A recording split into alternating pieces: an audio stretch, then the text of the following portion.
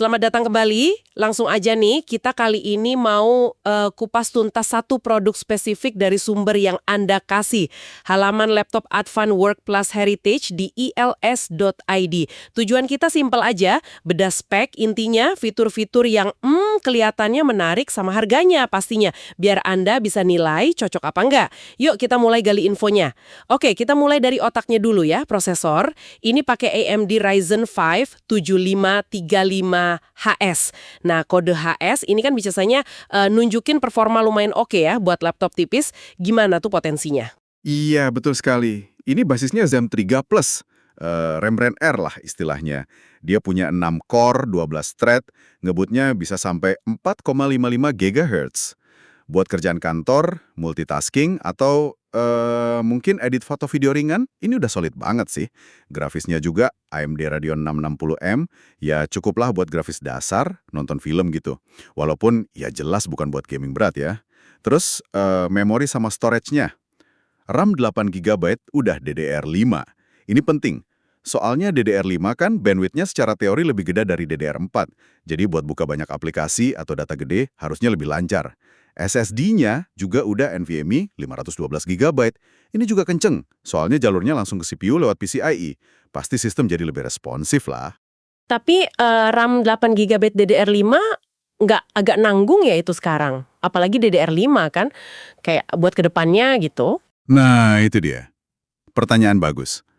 Buat sekarang, buat kerjaan standar sih, mungkin masih oke ya. Tapi kalau Anda sering buka banyak banget tab browser, aplikasi berat, atau mikirin buat beberapa tahun ke depan, 8 GB bisa jadi agak pas-pasan. Perlu dicek juga nih sebenarnya, bisa di-upgrade nggak RAM-nya. Kadang infonya nggak ada di spek dasar gitu. Oke. Lanjut ke layar nih. Speknya 14 inci WXGA 1920 x 1200. Ini agak beda ya dari Full HD biasa? Betul. WXGA ini rasionya 16:10. Jadi, layarnya agak lebih tinggi gitu dibanding 16:9 Full HD. Enak buat baca dokumen, coding, atau browsing. Nggak perlu sering scroll atas bawah. Ditambah lagi panelnya IPS, sudut pandangnya luas. Sama ini, cakupan warnanya 99% sRGB. Artinya warnanya cukup akurat lah buat kelas harganya. Cocok buat nonton, atau kalau ya sesekali perlu edit foto yang butuh warna pas. Fitur lain ada keyboard backlight, lumayan ngebantu kalau gelap. Kamera ya standar HD 720p. Nah, konektivitasnya gimana nih? Kelihatannya portnya banyak juga. Iya, ini salah satu yang oke banget menurut saya. Ada 2 USB Type-C 3.2, salah satunya bisa buat ngecas juga. Terus ada 2 USB Type-E 3.2, satu lagi Type-E 2.0, mungkin buat mouse atau keyboard lama ya. Sama yang penting nih, HDMI 2.1.